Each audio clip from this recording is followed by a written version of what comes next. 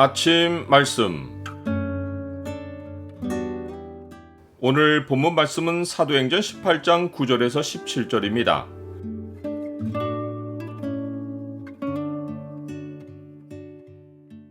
핍박을 두려워하지 말고 주의 지시를 따르라. 오늘 본문을 약속의 창으로 보면 핍박의 상황을 이겨낼 수 있는 이유가 무엇인지가 보입니다. 약속의 창을 보여주는 구절은 18장 10절입니다. 내가 너와 함께 있음에 어떤 사람도 너를 대적하여 해롭게 할 자가 없을 것이니 이는 이 성중에 내 백성이 많음이라 하시더라.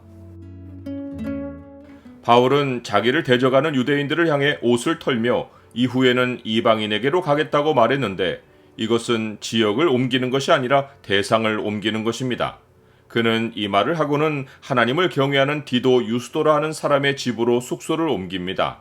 이 사람은 바울이 강론하는 말을 듣고 회심한 사람이 분명합니다. 그런데 공교롭게도 그의 집이 회당 옆에 있습니다. 유대인들 편에서는 고린도에서 쫓아내고 싶은 자가 회당 옆에 있으니 괴로움이 더했을 것입니다. 바울은 더는 안식일에 회당을 찾지 않고 밖에서 사람들에게 복음을 전하는데 놀라운 일은 다른 사람도 아니고 회당장과 그의 온 집안이 주를 믿은 것이고 수많은 고린도 사람도 듣고 믿어 세례를 받은 것입니다. 이것은 유대인들에게 큰 위협입니다. 이는 회당을 책임지는 자가 그리스도인이 되었을 뿐만 아니라 그동안 회당을 찾던 이방인들도 바울이 전하는 도를 따라 회당을 나갔으니 자기들의 세력이 급속도로 약해졌기 때문입니다. 유대인들의 반발이 거세게 일어날 상황에서 밤에 주께서 환상 가운데 바울에게 나타나시어 바울이 고린도에 있어야 할 이유를 알려주십니다. 두려워하지 말며 침묵하지 말고 말하라.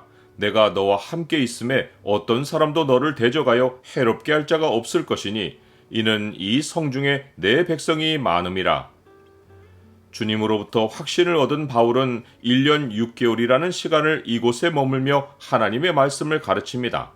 이것은 하나님이 잠시나마 바울에게 한 교회를 목회하는 기회를 주신 것이기도 합니다.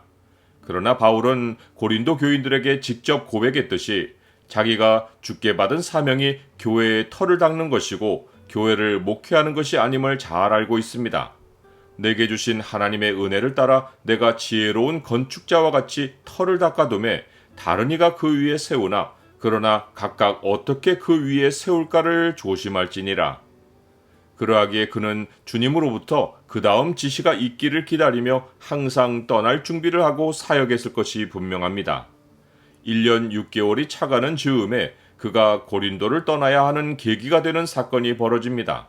그것은 갈리오가 아가야 지방의 총독이 되었을 때 유대인들이 일제히 일어나 바울을 대적하여 법정으로 데리고 가서 이 사람이 율법을 어기면서 하나님을 경외하라고 사람들을 권한다고 고발한 것입니다. 바울이 법정에서 자신을 변호하려고 입을 열고자 할 때 갈리오가 먼저 입을 열어 유대인들에게 말하고는 그들을 법정에서 쫓아냅니다. 너희 유대인들아, 만일 이것이 무슨 부정한 일이나 불량한 행동이었으면 내가 너희 말을 들어주는 것이 옳거니와 만일 문제가 언어와 명칭과 너희 법에 관한 것이면 너희가 스스로 처리하라. 나는 이러한 일에 재판장 되기를 원하지 아니하노라. 평소에 유대인들은 로마인들을 혐오하고 자기들은 택한 백성이라는 자부심을 품었는데 사회에서 벌어진 문제도 아니고 율법의 문제를 하나님께 가져가지 않고 세상 법정에 가져가서 판결을 받으려 한 것은 부끄러운 일이고 만민의 심판자이신 하나님을 로마의 재판장보다 못하게 여긴 태도입니다.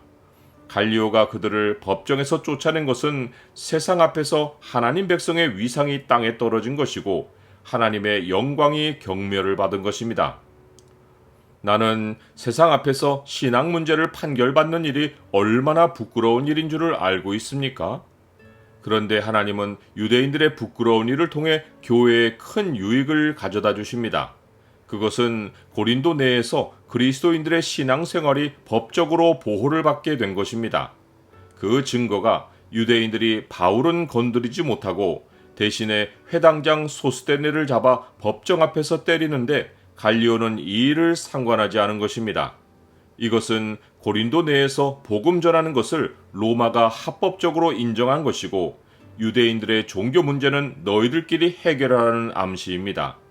유대인들이 바울 대신에 회당장을 때린 것은 아마도 회당장 소수대네가 이전 회당장과 마찬가지로 이 일이 벌어지기 전 이미 복음을 듣고 회심했는데 그러면서도 여전히 자기들을 대변하는 회당장으로 남아 있었기 때문일 것입니다. 예수님은 스스로 분쟁하는 자마다 서지 못하리라고 하셨는데 성령이 하나 되게 하시는 일이 아니고는 사람들은 스스로 분쟁하여 황폐해집니다. 이것이 유대인들이 복음을 반대하면서도 내분으로 인해 황폐한 역사를 걷게 된 이유입니다. 예수께서 그들의 생각을 아시고 이르시되 스스로 분쟁하는 나라마다 황폐하여질 것이요 스스로 분쟁하는 동네나 집마다 서지 못하리라.